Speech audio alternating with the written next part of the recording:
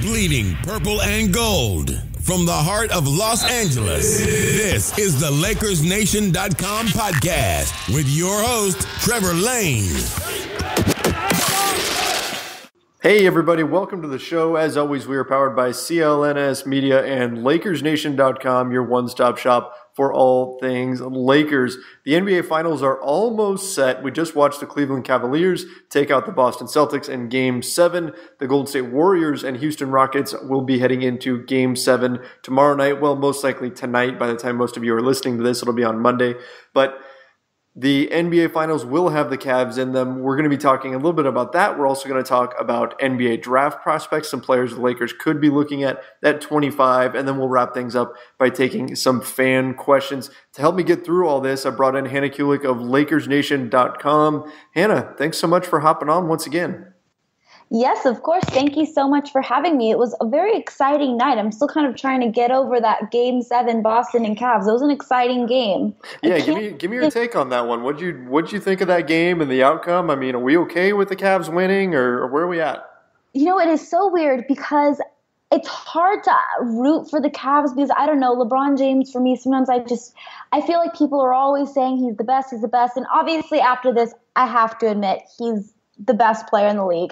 Obviously what he did this entire playoff series has just been unbelievable. He's really, really proved himself to me. Obviously, LeBron James has always been an amazing player, but I was always a little salty towards him just because I'm obviously a huge Kobe Bryant fan. But man, after these playoffs, he's really, really earned my respect as just the best player in the league, maybe even just the best player to ever play. It's been unbelievable. But yeah, it was a really exciting game, but it was a little weird because I didn't exactly know who to root for. It was like part of me was like, oh my gosh, I can't believe LeBron's doing this. I kind of want him to win.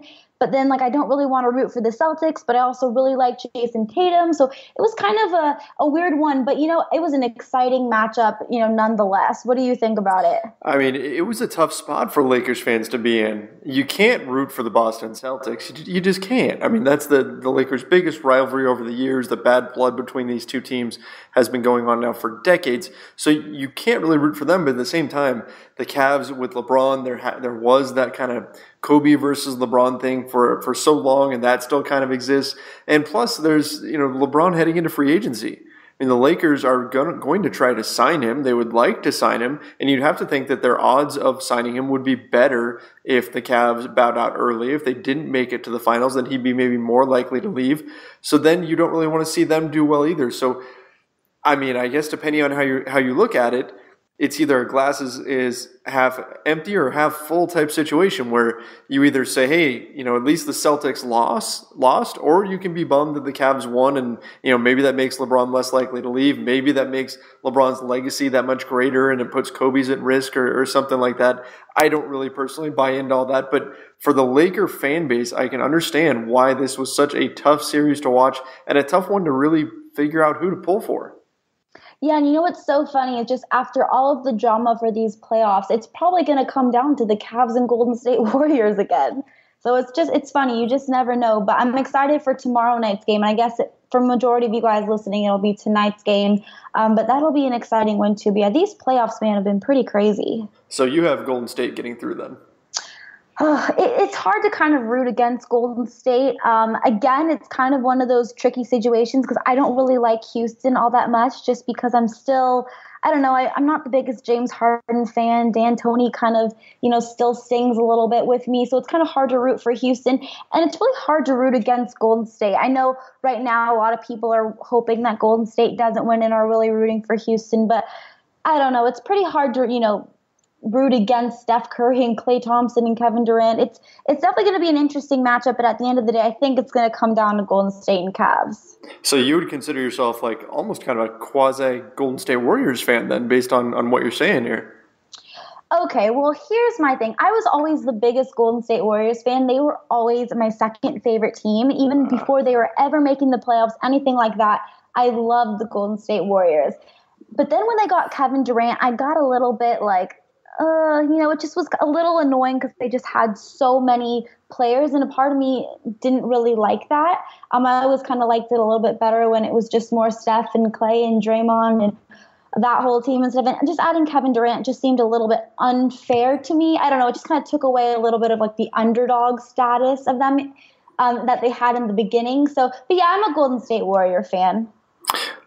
Now, I think it's okay to have a second favorite team. I mean, most people have their one team, and then they have that kind of second team that they follow when that team's not doing all that well. But yeah, it's going to be an interesting game with the Warriors and the Rockets. I still think that is the de facto NBA Finals. I think whoever wins that series is going to come out on top over the Cleveland Cavaliers, especially if Kevin Love isn't able to go. We'll find out more about his concussion soon, but I just think Houston or Golden State, whichever one gets through, is going to wind up going to the NBA Finals. And assuming Chris Paul does not wind up playing, then I think I'd probably say 70% chance that Golden State gets through, more likely than not that they get through, and then we see the Warriors and the Cavs yet again in the NBA Finals.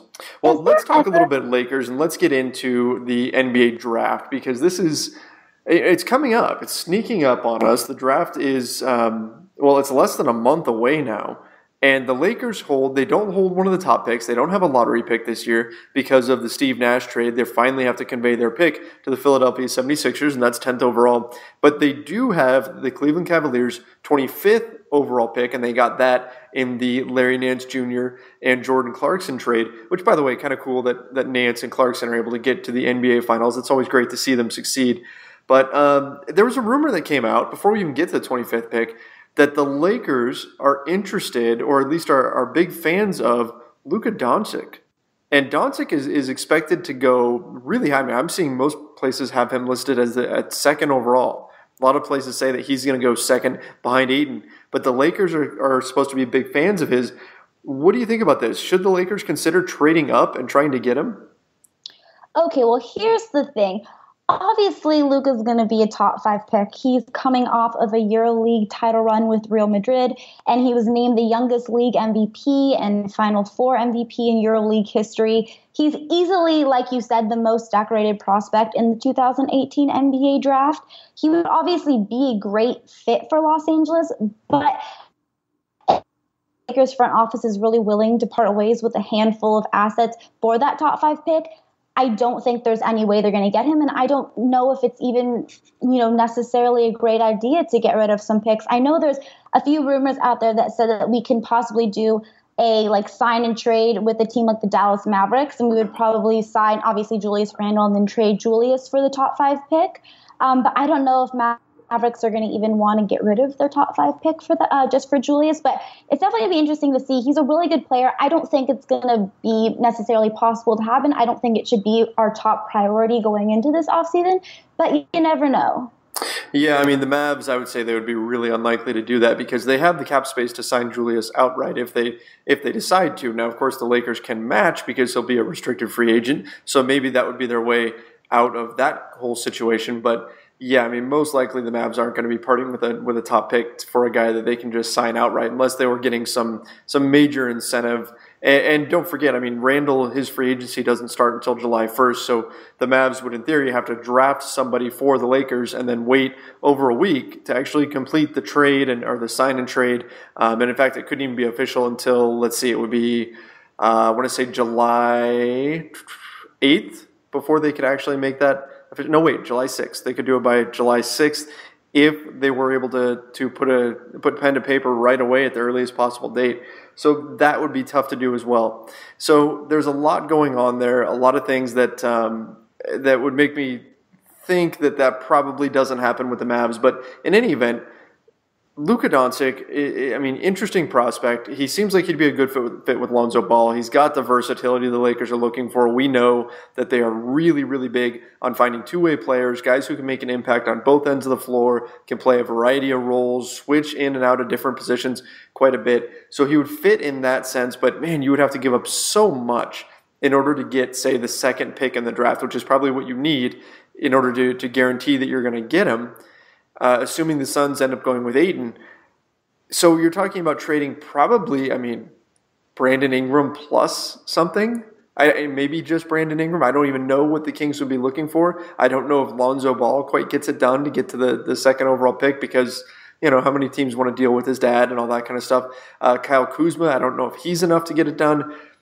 I would be hard-pressed to think of a scenario where the Lakers should make that trade, but still interesting and worth discussing anyway, right? Yes, and another interesting thing to note is there have been rumors that Luka said that he's not willing to just go and play for any team, and that reportedly he's told teams at the top of the draft, like I know Phoenix and I think the Sacramento Kings too, that he doesn't want to play for them and that he would rather just stay in Europe. So I know there were rumors that he apparently wants to come play for the Lakers, but again, I mean, we have the 25th pick, so I don't think he's just going to keep telling all the teams until he gets to 25, So it's definitely probably most likely not going to happen, but I mean, crazier things have happened, Trevor. Sure, yeah. I mean, this isn't 1996 where Kobe Bryant was able to convince teams to not take him, especially the Nets at the time they were the New Jersey Nets, but convincing them not to pick him so he could fall all the way to 13, which the Lakers could then trade Vlade Divac for. It's a different world. I mean, Kobe was threatening to sit out and do all kinds of things in order to not wind up being drafted. But, I don't think that Doncic has that kind of pull. I just don't see that happening. But let's talk about some guys that the Lakers could actually draft, and those are guys that are available at 25, or at least could be available at 25. One of the things about this draft, drafting at 25 in general, is that it's a nice spot to be in because you're in a prime position where if somebody drops, if somebody slides a little bit, you could be there to scoop them up. 25, I like that spot in order to do something like that. But you're going to have a number of different players who play a number of different positions available. Our NBA draft segment of the show is brought to you by Sumo Jerky. Head over to sumojerky.com. You can sign up to get some of the world's best jerky delivered straight to your door. How it works is they scour the globe, the good folks at Sumo Jerky do, and they find the best beef jerky around, including rare brands and small batch jerky. So this isn't the kind of jerky that you're necessarily going to find in your grocery store. They're going to find special stuff just for you. They try all the different kinds of jerkies. They review all the ingredients and make sure that everything is top quality and meets Sumo Jerky standards. They ship the best of the best to your door every single month. You can enjoy it yourself. You can give it to a friend as a gift. It is amazing stuff. And again, the best part is they send it straight to your door. You don't even have to go to the grocery store for it or anything else. So again, check them out, guys. Very, very worth it. Go to sumojerky.com and get a delicious treat. All the draft experts that I've been reading, that I've been talking to, have been mentioning that this is a fairly deep draft from 15 on. There's a lot of players who are kind of right in that same area in terms of skill and impact and where they would land. So you can find a guy at 25 who realistically could be also selected at, say, 15 or maybe 14 or something like that, just because there's so much depth in this draft. So let's talk about some of these guys. Let's start with the guards. Aaron Holiday. Let's start with the guy from UCLA. Point guard. All right, he's the one point guard we're going to talk about today. What's your take on him? If he's there, is he the guy the Lakers should go with? Okay, I have a little bit of a soft spot for Aaron Holiday. Obviously, he's the brother to Justin and Drew Holiday. He's a 6'1" guard out of UCLA and is a very solid basketball player in many aspects. He averaged 20 points in his with the Bruins, along with nearly 6 assists a game. So that's pretty impressive. Even though he is only 6'1", he does have a really big 6'8" wingspan, so that allows him to be a good defensive stopper. And he continues to get bigger every year, which was a little bit of a concern for people when he was a freshman. They thought he was a little scrawny, but he's continued to kind of grow into himself and get bigger. He's also a really good three-point shooter and just a fantastic shooter in general, which is obviously something that the Lakers really need. He shot 43% behind the arc last season, and he's never shot under 41% from three. So those are really pretty high stats for that. And then aside from his three-point shooting, his overall shooting was 61%. So he's a really, really good shooter, and I think he would fit well alongside Lonzo. They already played together at UCLA.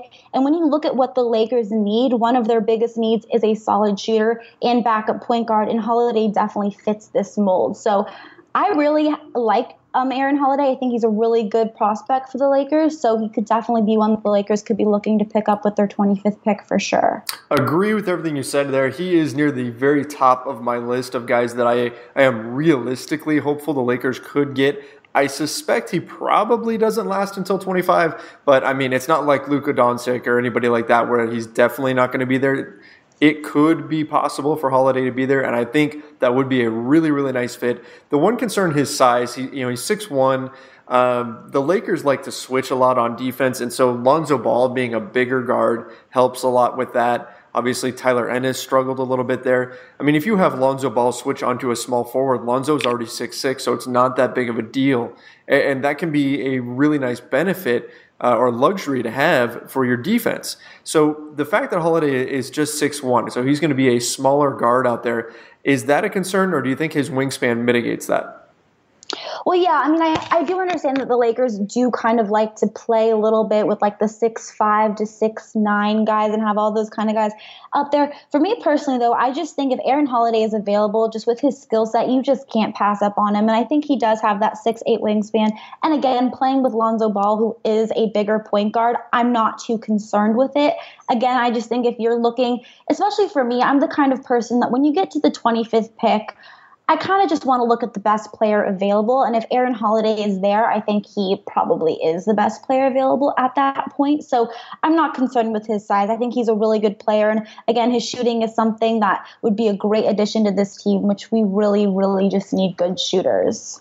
That's a great point about just taking the best player available. I firmly believe that you don't worry about fit so much in the NBA draft. You just look for the best player that you can get, and then you worry about fit later. Because if you can find a prospect that is really going to move the needle, I don't care what position that guy plays, you want that person on your team. You want that person under team control on a nice rookie contract that is always very, very team friendly.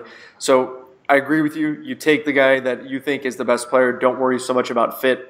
Let's talk a little bit about some of these guards. There's some shooting guards that are there. We know the Lakers need shooting, right? We already talked about Aaron Holiday and his shooting ability, but the Lakers were just kind of middle of the pack in terms of three-pointers attempted, which isn't bad, but they were near the bottom of the league in three-point percentage. So they took a lot of threes, or a decent amount of threes, but they just didn't make that many of them, and their free throw shooting was not good at all this season. We know they need guys that can put the ball in the basket and do it very efficiently. So there's a group of shooting guards that they're going to look at here. And let me just name them here. Grayson Allen, and we know that he's pretty controversial.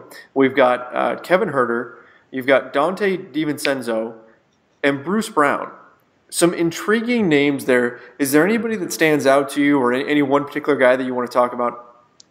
Okay, well, one thing that I did find very interesting is Grayson Allen, because Kyle Kuzma and Josh Hart recently watched Grayson's pre-draft workout on Friday. So I don't know if that means too much, but I think it is rather interesting that they were both there to watch that. He is one of the more well-known prospects in the draft from his time where he played at Duke. He played with Ingram for a season, so he obviously has that connection there.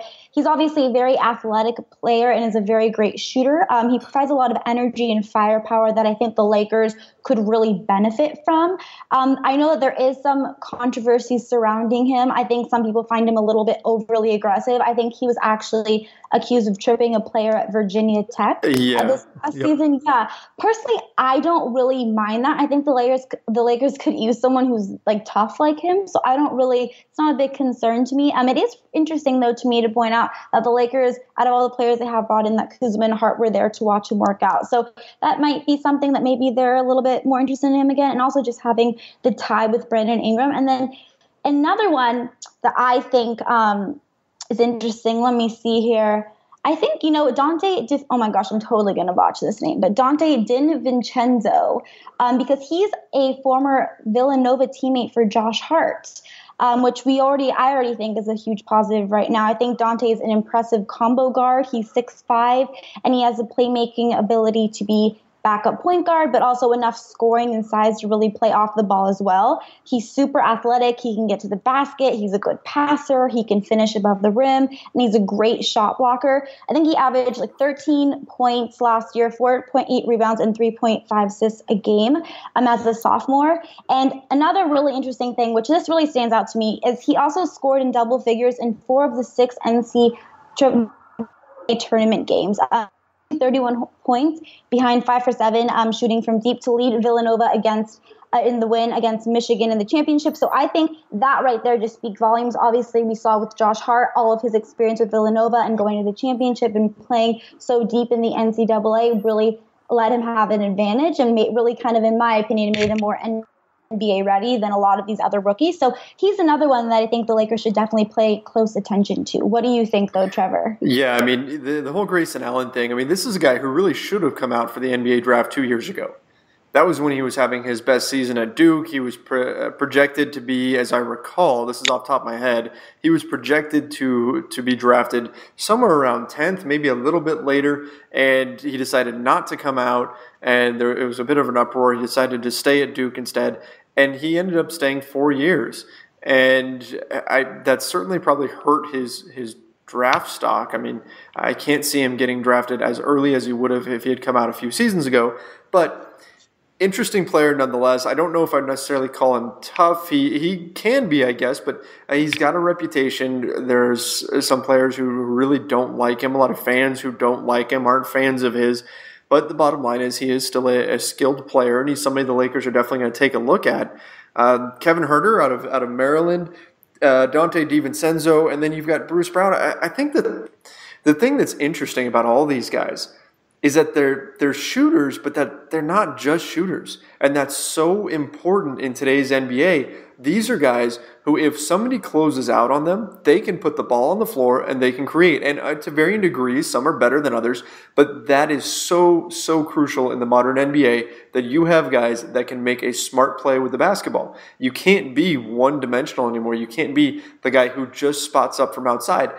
Steve Kerr, the coach of the Warriors, referenced this the other day. He mentioned that he doesn't think he could play in today's NBA because he was really just a shooter, and you can't be that anymore. You have to be somebody who can defend, who can switch, who can make plays for others. You've got to be able to possess a variety of skill sets, and this new wave of shooting guards shows that. They have those skills. So I'd be interested in seeing a lot of these guys end up on the Lakers because we do know that they need depth at those wing positions. Josh Hart has done really well there. Of course, Brandon Ingram has done well, but you need more swingmen that can do a lot of different things, as the Boston Celtics just showed, right? I mean, Jaylen Brown and Jason Tatum wreaked havoc in the playoffs, with the exception of this last game for Jaylen Brown. They really tore it up, and swingmen are becoming more and more valuable in the NBA. So I would be interested in seeing the Lakers draft any of those guys. Yeah, no, I agree. I think today, especially in the NBA, it is just becoming such like a positionless basketball. So I think the Lakers have a lot of really good prospects with this 25th pick. I think at the end of the day, it's just going to come down to, on that draft day, who's the best player available? Who do they think fits the best with this team? Who can fit best in with the system? I think there's a ton of prospects here available that we listed that could really fit in really, really well with this team. So I think it's going to be exciting. And we've always had really good luck with our kind of like end of the first round draft picks. Obviously, we got Kyle Kuzma, we got Larry Nance, we got Josh Hart. So we're usually pretty lucky with this like 25th to 30th spot. Oh, I wouldn't say it's lucky. I say it's good. Right? They're just good at it. I mean, you look at Jesse Buss and you look at what the Lakers scouting department has done. At this point, they have hit it out of the park on so many late picks that I don't think it's just coincidence. I don't think it's something where luck really played a factor here. I think they are good at finding players late in the draft. I mean, heck, Jordan Clarkson, right? The Lakers identified him as somebody who was dropping, somebody that other teams were overlooking, and they went and spent the money to get him. To get him late in the middle of the second round. As I recall, it was 46th off the top of my head, I want to say. They got him. They purchased the pick from the Washington Wizards. So they're consistently finding guys. And that is why, heading into this draft, I really don't care who they select at 25th. I'm going to assume that's the right guy. Because at this point, I think the Lakers have consistently shown that they're finding players there. And because of that, you have to have faith in them. So regardless of what name they call, if they call LiAngelo Ball with the 25th overall pick, everyone will lose their minds. Personally, though, I'm going to say, well, he must have been the right player to pick for that spot because I think the Lakers deserve that kind of leeway at this stage. I agree. I don't think they're going to pick LiAngelo. No. That's not going to happen. If they do, I guess we'll have to wait for the young one, the youngest Ball brother to come too. And then how funny LeVar would have been right this whole time. That would be awesome, actually. See, I can say that with enough confidence because I know he's not really going to be selected with the 25th overall pick. And you know what? Let's talk about this real quick here, Hannah, because people are in an uproar about the Lakers maybe taking LiAngelo Ball or all this, or bowing to LeVar Ball's will here. And here's my thing. Right? You don't take him 25th. Most draft experts are saying he's not going to get picked, so you don't burn the 47th pick on him either. Okay? If you're thinking he's going to be selected, or if it's a big deal to LeVar that he get picked, if it's a big deal to the Ball family, if it's going to keep them happy, maybe you spend a little bit of money and you buy the 59th pick, the 60th pick in the draft if they really want him to be drafted. You pick him and you stash him on the South Bay Lakers. It doesn't hurt anybody. Right, and he's got some skill. He's not just a nothing talent. I mean, he can hit some shots. Who knows? Maybe the basketball gods smile upon him. But you keep things good between your franchise and the guy who you expect to be your star going forward, and that's Lonzo Ball. You keep things good between them. You keep things good with the family, and then when LaMelo Ball, who is pretty darn talented, when he comes out, no, he's not like the top prospect, but when he comes out, maybe he tries to force his way to the Lakers if they really want to put the Ball brothers all together. And then you've got somebody who's coming in with skills that is trying to that is wanting to play for just the Lakers. I mean, it's an interesting scenario, at least. Again, I know some people will be against that, say no matter what, you don't give in to LeVar Ball. I don't think it really hurts that much to take LiAngelo Ball and stash him on the South Bay Lakers and keep everybody happy. Trevor, are you a secret producer of the Ball family reality show? It sounds like you're kind of working some angles in there. You know what? I don't think that the Lakers' top priority is, making sure LeVar Ball is happy. I think they want to make Lonzo happy. I don't know necessarily if Lonzo cares that much for LiAngelo to come. I think LeVar would love it, but I don't know if Lonzo necessarily would love it or be, that crazy about it. I don't know how I would feel about playing with my sister if I had a brother playing with my brother. But you know what? If it's going to keep the peace, then maybe you do that. I really don't think it's going to happen, but that would be actually pretty funny if at the end of the day we did end up with all three Ball brothers. Yeah, it would be. I mean, it would be LeVar Ball would be shouting from the mountaintops that he called it, and we would never hear the end of it.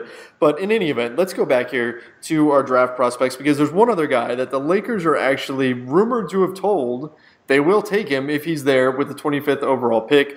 That has been kind of debunked. Eric Pincus of Bleacher Report said, no, that's not the case. They haven't made a draft promise at this point, which Corey Hansford and I talked about this on a previous show. We said, yeah, it would be ridiculous for them to promise a player at this stage when they're still doing all of their research and everything that they'll take him. But that guy is Mitchell Robinson. Hannah, he's kind of a mystery man to me. I mean, this is a guy who didn't play college basketball. What's your take on Mitchell Robinson? Is he worth taking a risk on? Yeah, okay, this is another one with a little bit of a question mark. So there have been a few NBA mock drafts that have projected the Lakers to select him. Obviously, the Lakers need more athleticism and rim protection in their front court. Robinson, like you said, decided to forego playing college ball at Western Kentucky this season, and he instead decided to train independently.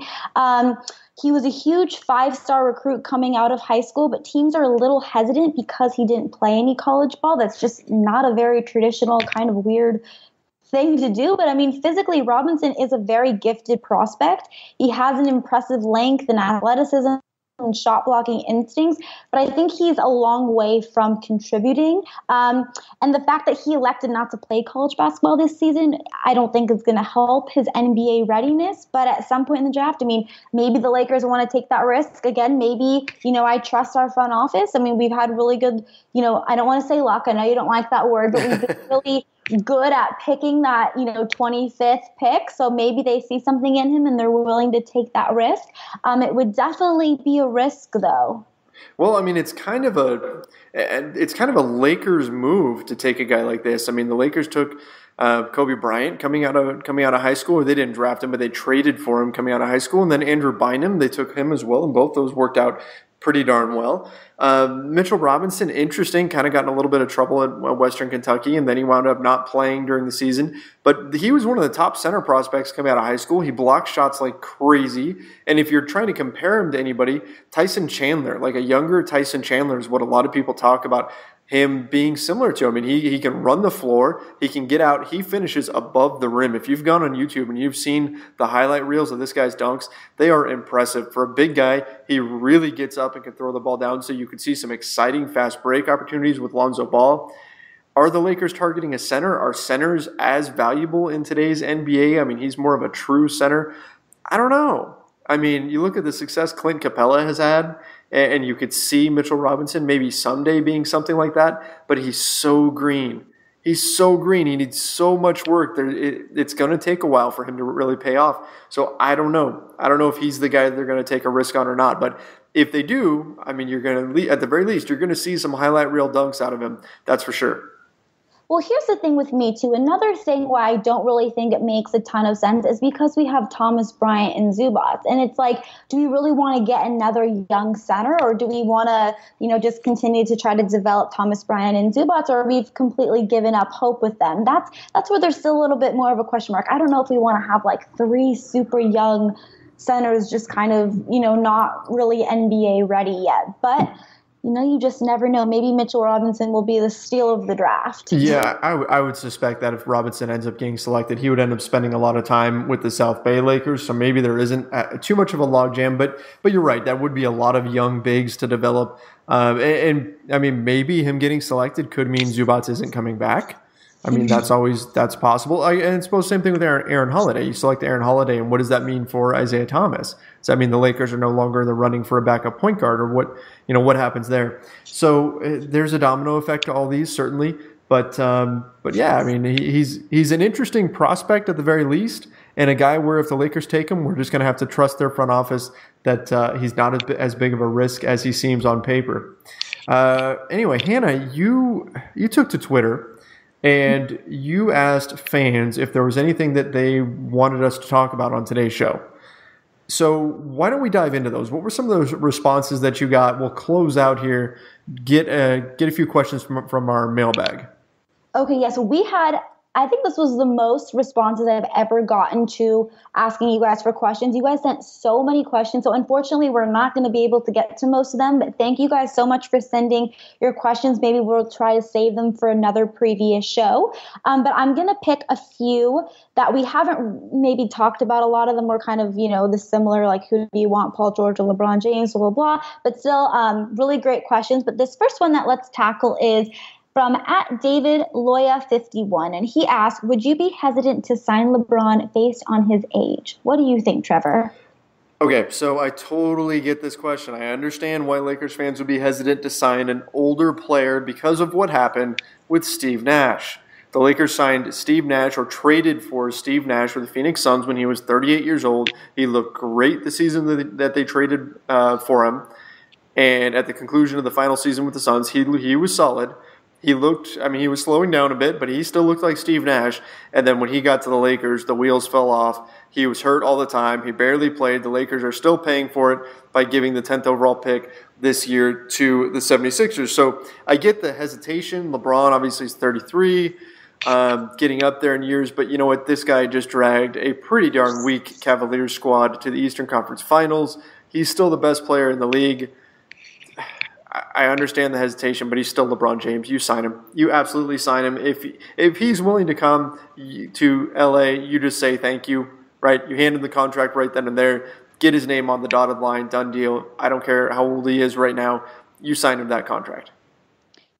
Exactly. I completely agree with you, especially what he just did with the Cavs in this postseason. You sign LeBron James. If there's even a snowball's chance in HE double hockey sticks, he will come to you, and he says, I want to come to you. Like you said, you sign him quick, and you just, thank him and thank God because you've been blessed. Blessed by LeBron. A lot of fans don't agree with that alone. There's a lot of people that don't want LeBron on the Lakers. No, I agree with that. And I was actually one of those people, and there is still a little bit of a part of me that's like, well, if LeBron comes, though my concern isn't on his age at all. My concern is, well, if LeBron comes, I understand that it's all going to be about LeBron. It's going to take a lot of the attention away from these young guys. And I really do like all of our young guys. And I really want to focus on their development and kind of have them be our main focus. And I know that if we bring LeBron James, that's not going to be the case. But there's no denying, especially what I just saw him do in these playoffs. I mean, if he wants to come, he's the best player in the world. You take him. Absolutely. Absolutely. All right, next one. This one comes from, the previous one was from @DavidLoya51, we should mention. This next one, though, comes from @BigBabyJonathan. Hopefully he's not related to Big Baby Davis. What is the number one priority in free agency? Okay, so I'm going to translate this question into not talking about getting like a big free agent, because obviously that's our number one priority. We would love to bring in a big name free agent. But besides that, we need to really focus on getting a backup point guard and some shooters. And I know we discussed that a little bit in the draft, but that is our main focus, is being able to get a solid backup point guard to come out after Lonzo Ball, and then just be able to get some shooters, because that was something that we really struggled with these past seasons and something that we've really struggled with these past few seasons. Yeah, absolutely. I think you need shooting. And I think you need guys who are going to be versatile, that can fit into a variety of roles. Guys who can switch defensively, obviously, would be a plus. But, I mean, if you had to cut it down to just one thing, number one priority in free agency, I'll say the biggest thing, really, is signing good contracts. Not overreacting and signing a bad contract. I mean, look at how painful it's been to have the Luol Deng contract on the books. And Timofey Mozgov, how they had to pay to get rid of that contract. They had to give up D'Angelo Russell in order to get rid of that contract. Bad contracts are a really, really big deal in the NBA right now. It's something that can cripple your franchise. So I think they have to be really careful and that they sign team-friendly deals. I think that's going to be the number one priority, and that if that deal isn't there, that you don't panic and overpay somebody just to get someone. And I don't think Magic Johnson and Rob Pelinka will do that, but I think that's the number one priority. Make sure that you sign good contracts that in a pinch are movable, that you could trade if need be. And if you get a superstar, great, but don't overpay somebody just so that you can say, hey, we got someone this summer. I'd rather roll the same team out there again this next season rather than add somebody on a bad contract just to say we added somebody. Oh, 100%. I don't want to panic either and trade away all of our young guys just to try to get someone as well. I really want to be smart about it. You really have to think longevity and not try to, overreact and just do the quick fix, because sometimes the quick fix is not the best in the long run. So that is something that is very important. But let's move on to our next question. This is from @AFA_brain, and he asked, what is your percentage of PG-13 coming to the Lakers? What makes LA a better spot for him compared to OKC? All right, Trevor, you take this one. I think people are so burnt out on the Paul George thing already. There was that big rumor that last week that Paul George has already decided to stay in Oklahoma City. There was a OKC-based reporter who mentioned that he had heard that Paul George was going to stay, and I did a little piece on it. I had so many people complaining that they're tired of Paul George rumors and all this kind of stuff.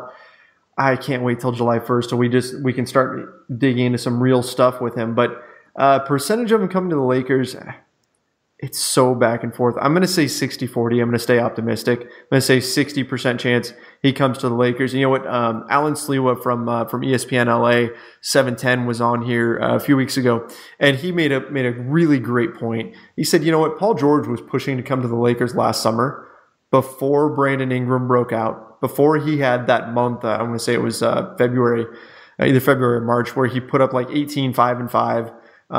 Before we saw that Lonzo Ball can be a real monster on the defensive end, and that he spreads the ball around on offense just like everybody thought he would. Before we knew that Kyle Kuzma was Kyle Kuzma, right? Before we knew that this guy was the steal of the 2017 draft, before we knew any of that, Paul George wanted to come to the Lakers. So shouldn't he be even more interested in becoming a Laker at this point after seeing what we've seen this season and the positive vibes that have come with this team? So I'll still stay on the optimistic side, and I'll say 60-40. Hannah, what's your take there? It's hard for me. I kind of go back and forth as well. I think right now it's really 50-50. And some days I wake up and I'm like, yeah, you know what? I think Paul George is going to come to the Lakers. And some days I'm like, no, there's no way. So really, I go back and forth. I think at the end of the day, it's just going to have to see. A lot of times we see with these big name players too, it's very rare for them to leave their team unless they're coming to chase a championship. And I guess unless we get LeBron James and Paul George, I don't think we're in championship contender caliber yet. Even if we get Paul George, I think we'll definitely be better, but we're not quite at championship level yet. So I don't know if it's something that he's going to want to do, if he's going to want to stay in OKC. I just have no idea, honestly. But like you said, I'm pretty sick of answering this question. I just can't wait until it's like we just know for sure and we can either be excited that he's here or, move on that he didn't come and move on to the next one. Right, yeah. One way or another, I think fans are just at the point where they just want to know. They want to know the answer. Is he coming to Los Angeles or not? And we're not going to know for probably some time. It's not going to be – we probably won't know July 1st. It's probably going to be a few days in. Hopefully it's not July 4th. It always drives me nuts when we're out having a barbecue or something and then news breaks and we all have to run to our computers and write up a story real quick. Hopefully it won't be 4th of July. But you know what? If the Lakers get Paul George, it'll probably be worth it. It will for sure be 4th of July, and it'll be right as I'm making a s'more, and I'm so excited, and then I'll have to drop my s'more and go run to my computer, and Paul George would do that to me, but whatever. If we get him, then I'll be thrilled, so it'll be worth it in the long run. All right, so Paul George, if you're listening, please decide by July 3rd. Let's not let it bleed into the July 4th holiday where we're all wondering what you're going to do. All right, Hannah, we've covered quite a bit. I think that's going to wrap it up for us today. Hey, thanks so much for coming on here. I always appreciate it. Of course. No, thank you so much for having me. And it was really fun to kind of break into and discuss some of these draft picks at number 25. Because I think we kind of sleep on it a little bit because we put so much, emphasis when we have these super high ones. But we have to remember we've really been great at selecting these, 25 to 30 picks. So whoever we get, I think is going to be a really good player. So I'm excited. Yeah, definitely. The Lakers have that kind of history of just making good picks. So I'm going to be excited for whoever the Lakers get. Hopefully they land a piece that can really help them out. And as the draft gets closer, we're going to be hearing more and more about it. And it's going to be an exciting one. Well, that's going to do it for us today. We'll be back next Monday with a new show. Again, big thanks to Hannah Kulik for coming on. You can find her on Twitter at Hannah_Kulik. And of course, my name is Trevor Lane. You can find me on Twitter at Trevor_Lane. Don't forget to head over to LakersNation.com for all the latest breaking Lakers news. See you next time.